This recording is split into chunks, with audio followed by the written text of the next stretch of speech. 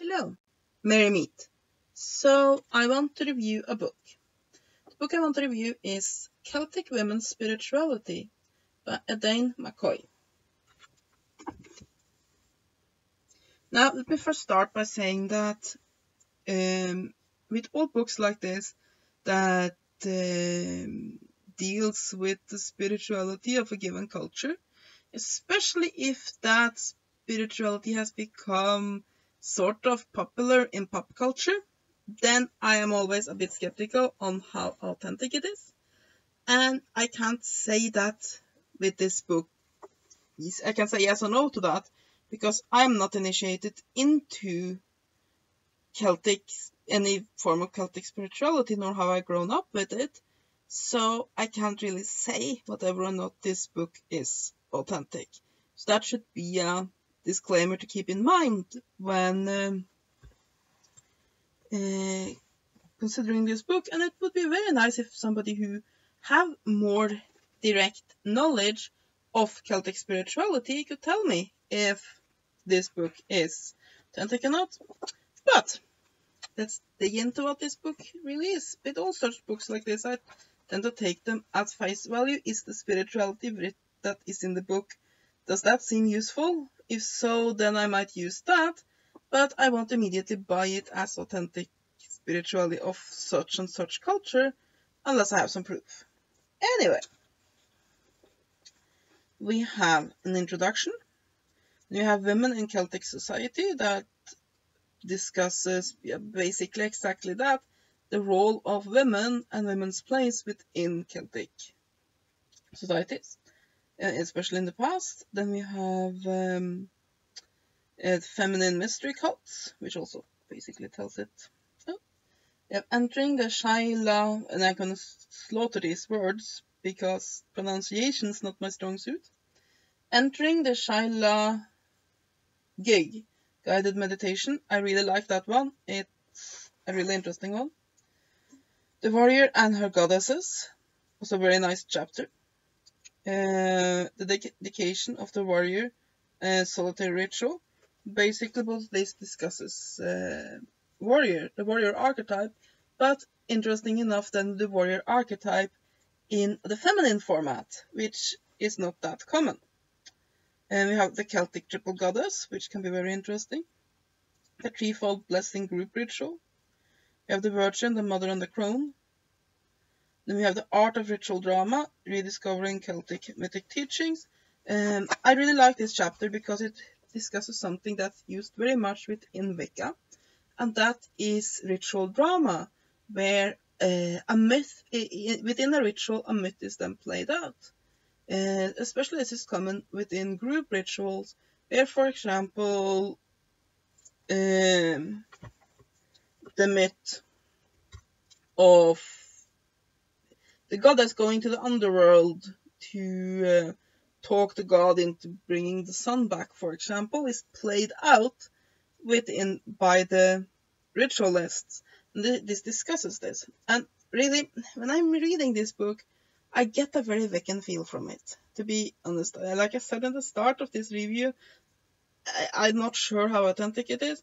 And when I'm reading it, I sort of get the feeling that this is Wicca with a very Celtic paint to it, rather than being a kind of spirituality that Celtic people would practice themselves. It more feels like Wicca with Celtic flavor. But like I said, I can't know for sure. And we have the divine sovereign, magic and witchcraft, feminine Celtic shamanism, Imarama, entering the other world, voyage through Tir na Bam, guided meditation, also pretty good meditation there. A Celtic women's wheel of the year, becoming a priestess, self-initiation of the Celtic priestess, solitary ritual, bonding of soul friends, ritual for two, living as a Celtic woman. I would believe you would have to be born as a Celtic woman to live as a Celtic woman, but never mind. Appendix A, Celtic goddesses and women of power. That's like interesting chapter, especially if you're interested in a more of a Celtic flair for things. That'll tie you over well. And we have Appendix B, Celtic, Goddess, Symbolism, Functions and Correspondences. Also a very good chapter when it comes to magic with this kind of flavor. Appendix C, Opening and Closing the Ritual Circle as a Celtic Solitaire.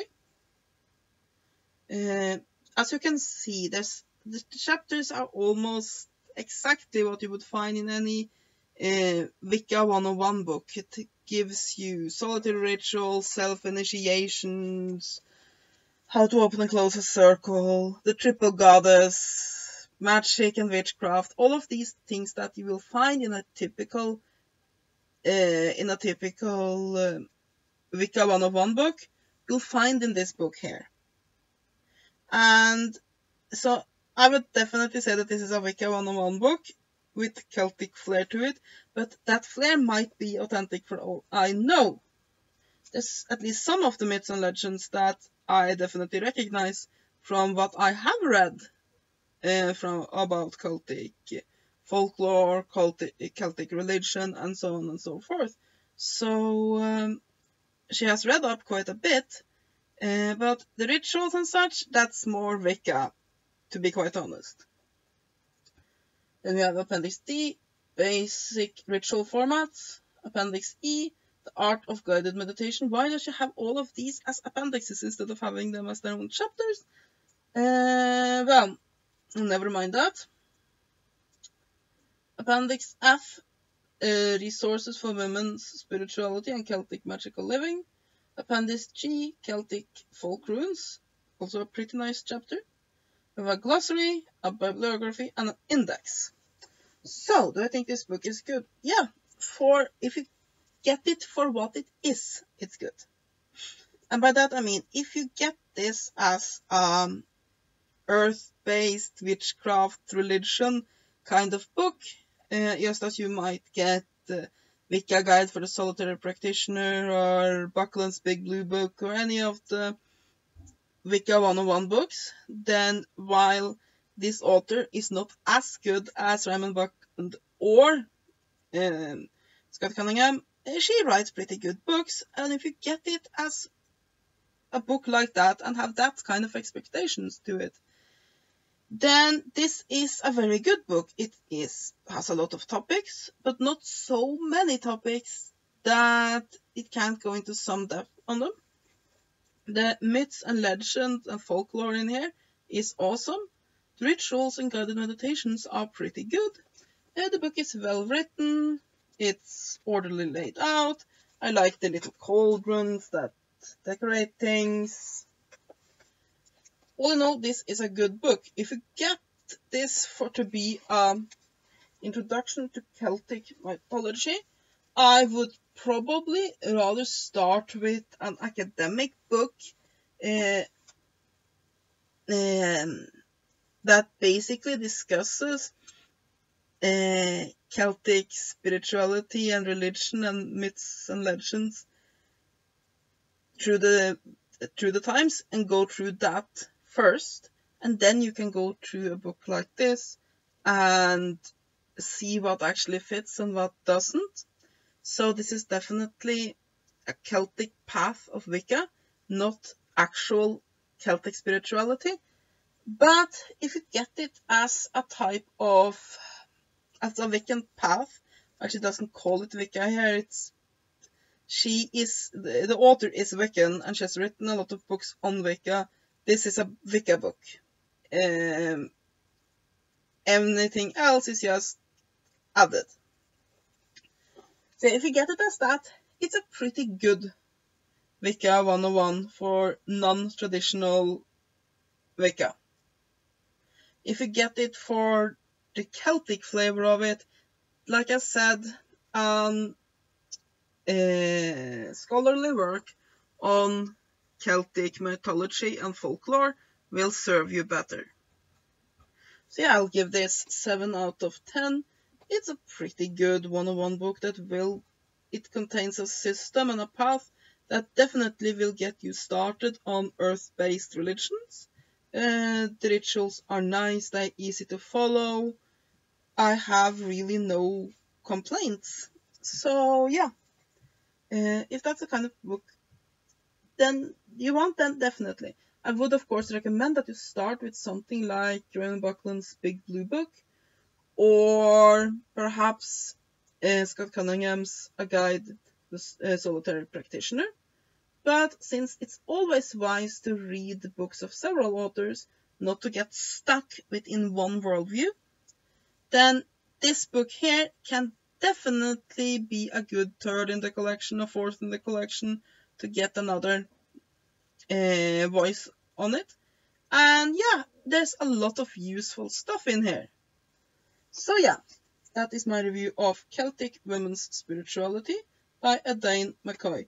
And yes, while this is very feminine directed, I see absolutely no problem with a male witch practicing most of the rituals in here that will be just as relevant for him.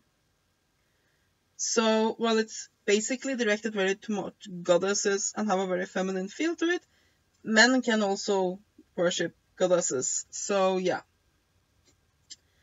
And that is about what I wanted to say about this book. This is the new Llewellyn edition, isn't it? Yes. But the first edition of this book was published, what was it? 70s? I bet it says there somewhere.